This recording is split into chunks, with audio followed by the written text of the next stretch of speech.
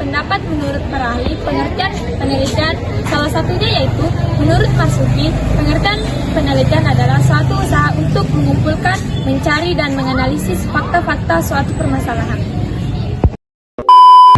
Jenis-jenis penelitian. Penelitian secara garis besar dibagi menjadi 5 kelompok. Yang pertama, penelitian berdasarkan tujuan. Penelitian berdasarkan tujuan dibagi menjadi 2 poin. Yang pertama, penelitian dasar. Kegiatan utama penelitian dasar adalah mengumpulkan informasi guna menyusun konsep dan hubungan serta teori untuk menemukan prinsip-prinsip umum mengenai suatu topik yang nyata dalam masyarakat. 2. Penelitian terapan. Penelitian terapan adalah berusaha menerapkan, menguji, dan mengevaluasi kemampuan suatu teori untuk memecahkan suatu permasalahan dalam kehidupan sehari-hari. Adapun penelitian berdasarkan metode. Penelitian dapat dibagi menjadi beberapa jenis, yaitu seperti yang pertama, penelitian histori, yaitu fokus kajian penelitian histori adalah peristiwa yang telah terjadi di masa lampau. Yang kedua, penelitian survei, yaitu dalam penelitian survei seorang penelitian berusaha untuk memperoleh informasi dari berbagai kelompok atau orang dengan cara penyebaran atau kuesioner.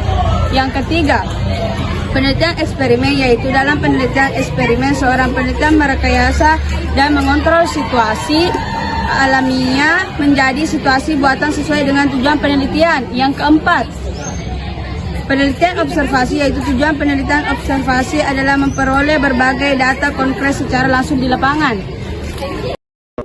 Baiklah, ada pun jenis-jenisnya, yaitu yang pertama, penelitian eksploratif. Penelitian ini menggali suatu gejala yang masih baru dan biasanya menghasilkan teori-teori baru atau mengembangkan teori yang sudah ada. Yang kedua, penelitian deskriptif. Penelitian ini memberikan gambaran yang lebih detail tentang suatu gejala atau fenomena. Yang ketiga, penelitian eksplanasi. Penelitian ini dilakukan untuk menemukan penjelasan tentang mengapa suatu kejadian atau gejala terjadi.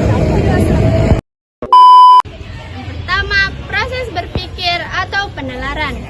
Ada 2 hal yang menyebabkan proses tersebut. Yang pertama, bahasa, dan yang kedua, kemampuan berpikir. Ada juga ciri-ciri penalaran, yaitu logis, sesuai dengan logika, dan yang kedua, analitis, yaitu bersifat analisis. Selanjutnya, jenis penalaran. Ada 2, yaitu yang pertama deduksi dan yang kedua induksi.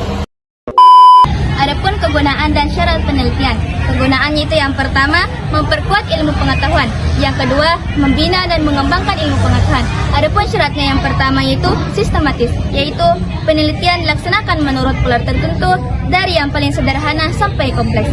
Adapun yang kedua yaitu terencana. Penelitian dilaksanakan secara sengaja. Adapun yang ketiga yaitu mengikuti prosedur ilmiah, yaitu mulai dari awal sampai akhir kegiatan menurut cara-cara yang sudah ditentukan. Pendekatan penelitian.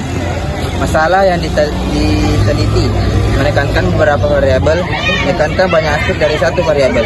Tujuan menguji teori dan menegakkan fakta-fakta, mengembangkan kepekaan konsep dan pengembangan realitas yang tidak fungsi. Objek yang diteliti, perilaku manusia dan fenomena alam. Perilaku manusia, proses kerja. Sampel besar, memiliki kelompok kontrol yang dipilih secara random dengan pertimbangan strata yang ada. Kerja tidak representatif dengan tujuan tertentu. Metode penggunaan pengumpulan data, angkat wawancara, observasi, checklist. Lebih menekankan pada observasi dan wawancara. Bentuk data berupa angka atau data kualitatif yang diangkat. Kata-kata, kalimat, gambar, perilaku, replika, manuskrip. Sifatnya deskriptif, komparatif, asosiatif, deskriptif. Jika peneliti objektif dapat memisahkan perasaan pribadi dan fakta, bekerja sesuai dengan data yang diperoleh di lapangan dan tidak memasuki perasaan pribadi yang sifatnya subjektif. Kompeten, memiliki kemampuan untuk melakukan penelitian dengan menggunakan metode dan teknik sentrum.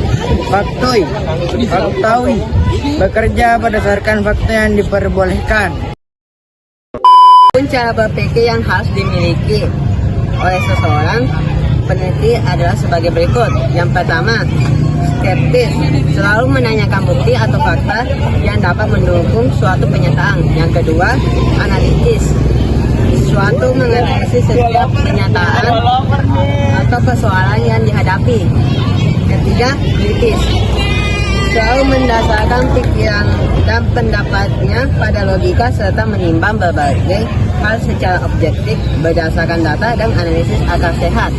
Yang ketiga, yang keempat jujur, tidak memasukkan keinginannya berdiri di dalam sana. Yang terakhir, nomor 5 adalah terbuka, bersedia memberikan bukti, penelitian dan siap menerima pendapat pihak lain tentang hasil penelitiannya.